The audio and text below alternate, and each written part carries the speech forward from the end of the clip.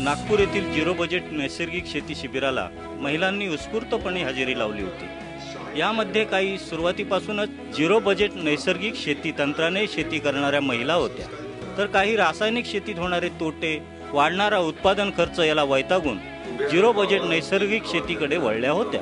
या सर्व महिलांनी झिरो बजेट शेतीच शेतकऱ्यांना कर्जमुक्त करू शकते असे मत मांडले। त्याचबरोबर झिरो बजेट नैसर्गिक शेती पद्धती हीच खरी शाश्वत शेती पद्धती असल्याचा विश्वासही व्यक्त केला। ही नैसर्गिक शेती म्हणजे अगदी शून्य खर्चाची शेती आहे। यात एकही रुपयाचा खर्च लागत नाही।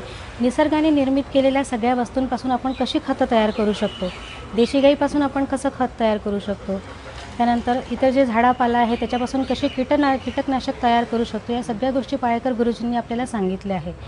आणि आपण मग या सगळ्या गोष्टींनंतरच आम्ही विचार केला की आम्हाला ही नैसर्गिक शेती करायची आहे। त्यामुळे आम्ही जवळच एक 5 एकर शेती घेतली आणि माझ्या यजमानांनी आणि मी मिळून आम्ही नैसर्गिक शेती करायचा विचार केला। एक 3 वर्षापासून मी नैसर्गिक शेती करते आहे आणि मी डाळिंबाची बाग लावलेली आहे। 500 झाडं माझ्याकडे डाळिंबाची आहेत, 200 केळीची आहेत आणि बाकी इतर तूर, चना, मोहरी, जवस अशा काही धान्य आम्ही गहू असे काही धान्य आम्ही तिथे घेतो आहे। या सगळ्यातून असं लक्षात आलं की खर्च काहीच नाही आहे। खर्च फक्त लागतो तो आम्हाला गुळाचा खर्च लागतो आहे आणि बेसनाचा खर्च लागतो आहे। बाकी शेण गोमूत्र देशी गाय असल्यामुळे मुबलक आपल्याकडे उपलब्ध आहे। आणि हे जे काही धान्य येतं जीवामृताचा आपण जो काही वापर करतो यावरून असं लक्षात येतं की आपल्या शेतामध्ये कीडच येत नाही आणि त्याच्यामुळे पक्षी पण भरपूर शेतात पाहायला मिळतात, जमिनीची धूप होत नाही, नाश होत नाही जमिनीचा आणि शिवाय आपण जे खातो आहे, जे धान्य आपण खातो आहे ते शरीराला अतिशय उत्तम आहे। हेच धान्य सगळ्यांनी पिकवावं आणि तसंच त्याच पद्धतीने खावं। पर्यावरणाची आपली हानी आपण थांबवायला पाहिजे, कारण आज जर शेतकरी नैसर्गिक पद्धतीने शेती करणार नाही, अन्नधान्य पिकवणार नाही, तर रासायनिक खतं टाकून एक दिवस जमीन ही नापीक होईल आणि त्यानंतर आपल्याला म्हणजे पुढल्या 10 वर्षाचा 15 वर्षाचा नंतरचा काळ हा अतिशय बिकट येईल। त्याच्यामुळे मला सगळ्या शेतकऱ्यांना हेच सांगणं आहे आणि सगळ्यांना हेच सांगणं आहे की तुम्ही रासायनिक शेती ही बंद करा, नैसर्गिक शेतीकडे वळा। मी रासायनिक शेती करत होते, पण त्याचा जे उत्पादन खर्च आहे ते त्याचा जो खर्च आहे तो इतका जास्त व्हायचा, इतकं उत्पन्न नाही व्हायचं। आणि त्यानंतर असं लक्षात आलं मला की जे धान्य आम्ही खाऊन राहिलो ते आमच्या शरीराकरता पण हानिकारक आहे आणि आम्ही ज्यांना देतो त्याच्याकरता पण हानिकारक आहे।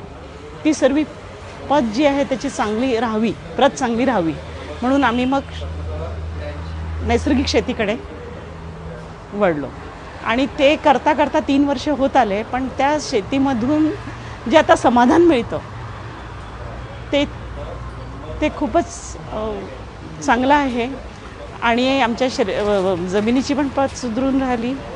त्याच्यानंतर झाडं जे आहे आमचे त्याच्यामुळे ते नैसर्गिक जो रंग असायला पाहिजे तसा पण आला।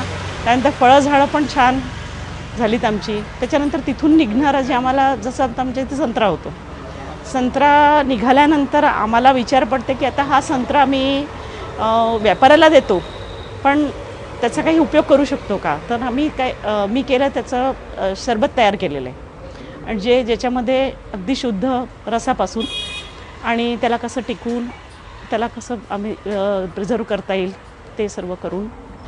मी इथं पहिल्यांदाच आलेले आहे। शिबिराच्या बद्दल मला माहिती मिळाली। असेच आमचे एक ओळखीचे कृषीबद्दल जे माहिती सांगत होते एक काका, त्यांच्याबद्दल माहिती कळलं मला की झिरो बजेट फार्मिंग इथं होणार आहे। 3 दिवसाचं प्रशिक्षण आहे। याच्या आधी मला रासायनिक खते वगैरे टाकतात आणि शेतामधून जे उत्पन्न काढतात त्या सगळ्या गोष्टी माहिती होत्या आणि आमच्या घरी पण तेच करतात, शेतीमध्ये तेच वापरतात। पण आता इथं आल्यावर इतकी सुंदर माहिती मिळाली पाडेकर सरांकडून की हे मी कधी याच्या आधी ऐकलं नव्हतं। नैसर्गिक शेती अशी पण करू शकतात की 1 रुपयाचा खर्च पण नाही लावायचा आहे तुम्हाला, काहीच नाही, स्वतःचे म्हणजे बाहेरून मार्केटमधून काही विकत आणण्याची गरज नाही आहे याच्यामध्ये शेती करायला। हे सर्वात मोठी महत्त्वाची गोष्ट आहे आणि शेतकऱ्यांना परवडत पण नाही आहे आजकाल। फर्टिलायझर घ्यायला हे ते घ्यायला किती महाग आहे।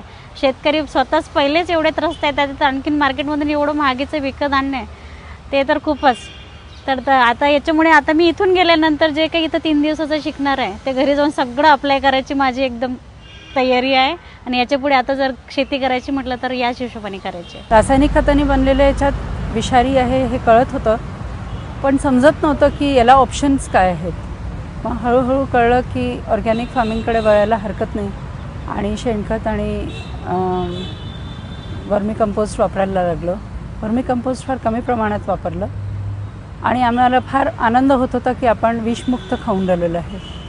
पण जेव्हा त्याच्यातून या वर्कशॉपमध्ये येऊन कळलं की त्याच्यातूनही विष ग्लोबल वॉर्मिंगसाठी आपण वापस पाठवतो आहे आणि आपणही कोणत्या ना कोणत्या अंशाने विष त्यातूनही खाऊन राहिलेलो आहे आणि निसर्गाला किती नुकसान पोचवतो आहे हे सुद्धा याच्यातून कळलं आणि फार गुन्हेगारासारखं वाटलं.